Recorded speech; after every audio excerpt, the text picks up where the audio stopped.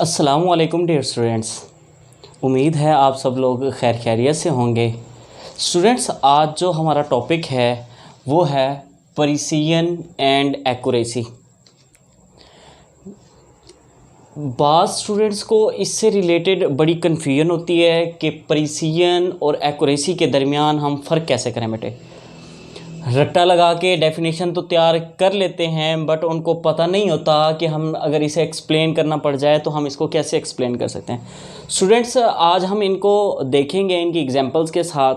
तो सबसे पहले हम इनकी डेफिनेशंस हैं, डेफिनेशंस देख लेते हैं। डेफिनेशन को समझने के लिए हमारे पास ये एग्जाम्पल दी गई हैं, हम इसको एग्जाम्पल्स को देख लेंगे।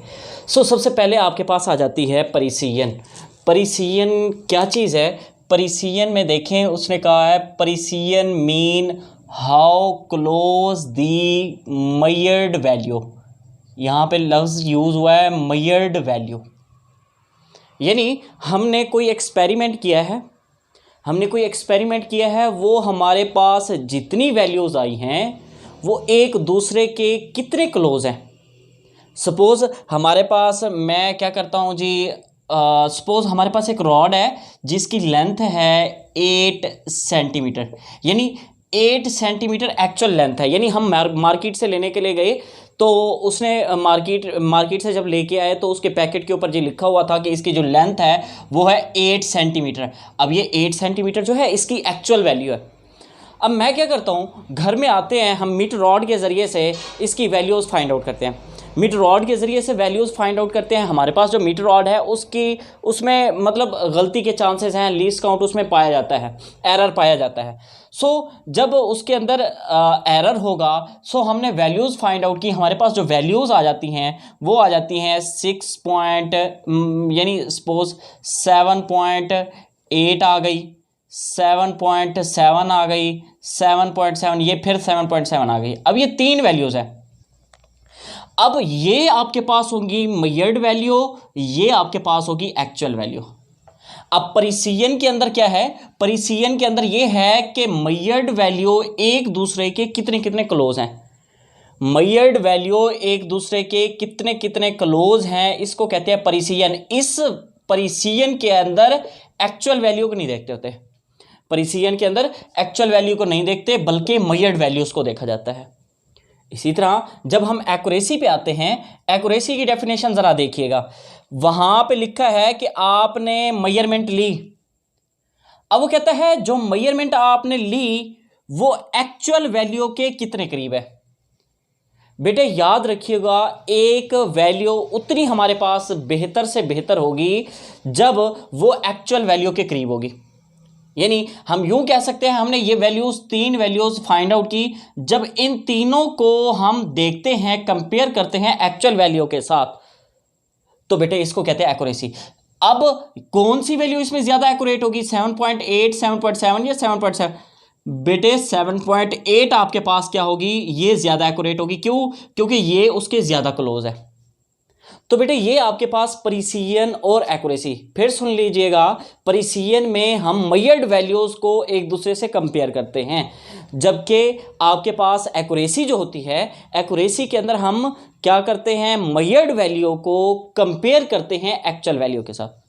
बेटा इन चीज़ों को समझने के लिए हम एक एक्सपेरिमेंट करते हैं। वो एक्सपेरिमेंट हम मतलब ये 4 मैंने डायग्राम्स बनाई हुई हैं, केस 1, केस 2, केस 3 और केस 4। बेटा ये आपके पास है क्या चीज़? ये फायर बोर्ड है। फायर बोर्ड वो जब पुलिस वाले या सोल्जर्स वगैरह जब ट्रेनिंग करते हैं तो उनकी जब फायरिंग प्रैक्टिस की जाती है तो वो ये फायर बोर्ड यूज़ करते थे। एक आपके पास सोल्जर है जी, वो क्या करता है? फायर करता है, यानी 1 2 3 4 5 6 7 8 उसने फायर किया। बेटे ये जो वैल्यू, ये जगह जो है ना, ये आपका टारगेट है। यानी हम इसको यूं कह सकते हैं कि ये आपके पास एक्चुअल वैल्यू है, यानी हमने यहां तक पहुंचना है। लेकिन इस बोर्ड के ऊपर जो एक्सपेरिमेंट किए गए वो आपके पास ये वाले पॉइंट जो मैंने रेड कलर से लगाए हैं, ये यानी जब किसी बंदे ने फायर किया वो यहां पे आके लगे हैं। अब देखें उसने जो फायर किए, देखें हर फायर एक दूसरे से बहुत दूर दूर है। एक दूसरे से भी दूर है और टारगेट से भी दूर है। बेटे मैंने क्या कहा था, अगर ये वैल्यूज को कंपेयर करो, मेजर्ड वैल्यूज को, टारगेट को नहीं देखना बेटे, एक्चुअल वैल्यू को नहीं देखना, जस्ट आपने यहां पे क्या देखना है, जो मेजर किया, जो आपने किया, हमने क्या किया, यहां पे फायर किया। अब होना तो ये चाहिए था कि ये फायर अगर करीब करीब होते तो फिर बेटे हम उसको प्रिसाइज कह देते, लेकिन ये एक दूसरे से भी दूर हैं। अब हम पहले इसको टारगेट को डिस्कस नहीं कर रहे, इन चीज़ों को डिस्कस कर रहे हैं। अब देखें, जब ये एक दूसरे से दूर दूर हैं तो हम क्या कहेंगे कि ये प्रिसाइज नहीं है। क्यों? क्योंकि आपके पास मेजर्ड वैल्यू जो हैं वो एक दूसरे के क्लोज नहीं है। मेजर्ड वैल्यू एक दूसरे के क्लोज नहीं है, अगर ये क्लोज होती तो प्रिसाइज होता।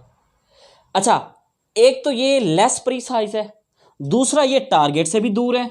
जब टारगेट से दूर होंगे तो हम क्या कहेंगे, ये लेस एक्यूरेट भी है, यानी इसकी एक्यूरेसी भी कम है और इसकी प्रिसीजन जो है वो भी कम है। यानी हम कह सकते हैं it has less precision and less accuracy. So दूसरे केस में आते हैं। दूसरे केस में देखें, उसी सोल्जर ने दोबारा फायर किया। जब दोबारा फायर करता है, उसने सपोज यहाँ पे 6 फायर किए और वो 6 के 6 फायर एक दूसरे के करीब हैं, यानी उसने जो फायरिंग की, जो वैल्यू हमने मेजर की हैं वो एक दूसरे के करीब करीब हैं। जब मेजर्ड वैल्यू एक दूसरे के करीब करीब हों तो वो प्रिसाइज होती हैं, यानी हम कह सकते हैं ये मोर प्रिसाइज हैं। ये क्या है? More precise. लेकिन ये अपने टारगेट से, एक्चुअल वैल्यू से तो बहुत दूर है। जब एक्चुअल वैल्यू से बहुत दूर है तो हम कहेंगे कि ये लेस एक्यूरेट है, यानी ये मोर प्रिसाइज और लेस एक्यूरेट। अब यहाँ पे क्या था, लेस एक्यूरेट भी थे और लेस प्रिसाइज भी थे। सो तीसरे केस में आते हैं। जब तीसरे केस में आते हैं तो देखते हैं हमें क्या मिलता है जी, वैल्यूज फिर एक दूसरे से दूर दूर। जब मेजर्ड वैल्यूज एक दूसरे से दूर दूर हैं तो हम क्या कहेंगे कि ये हमारे पास लेस प्रिसाइज है, ये हमारे पास लेस प्रिसाइज है। लेकिन यहां पे देखिएगा, बानिस्बत इसके और इसके, ये वाले जो फायर किए गए हैं ये पहले वाले खाने के अंदर हैं, यानी वो एक्चुअल वैल्यू के करीब है। यानी ये जो 5 फायर किए गए हैं ये एक्यूरेट तो हैं। क्यों? क्योंकि हमने पढ़ा था एक्यूरेसी क्या होती है, एक्चुअल वैल्यू के कितने करीब होती है। एक्चुअल वैल्यू के करीब तो है लेकिन खुद एक दूसरे के करीब नहीं है। तो हम क्या कहेंगे, हम ये कहेंगे कि it is less precise but more accurate. So अगले केस में चलते हैं। जब अगले केस में जाते हैं तो आपके पास यहाँ पे ज़रा गौर कीजिएगा, यहाँ पे क्या है आपके पास, ये आपने देखा डायग्राम में। अब यहाँ पे देखें, पहले खाने के अंदर हैं सारे और हैं भी एक दूसरे के करीब करीब, यानी हमारे पास मेजर्ड वैल्यू एक दूसरे के करीब करीब ज़्यादा हैं। जब एक दूसरे के करीब करीब होंगे तो हम क्या कहेंगे कि वो क्या है, प्रिसाइज हैं। एक तो ये प्रिसाइज हो गए और दूसरा ये टारगेट के करीब भी है, यानी एक्चुअल वैल्यू के करीब भी है। हम क्या कहेंगे कि ये मोर एक्यूरेट भी है और मोर प्रिसाइज भी है। बेटे ये आपके पास प्रिसीजन और एक्यूरेसी का कंसेप्ट है। उम्मीद है समझ आ गया होगा, इतना ज़्यादा डिफिकल्ट नहीं है, रट्टा लगाने की ज़रूरत नहीं है। आगे देखें, सपोज हमारे पास ये थोड़ी सी टर्म्स हैं, इसे देख लें, नेक्स्ट टॉपिक के अंदर हमारे लिए ये फ़ायदेमंद होंगी।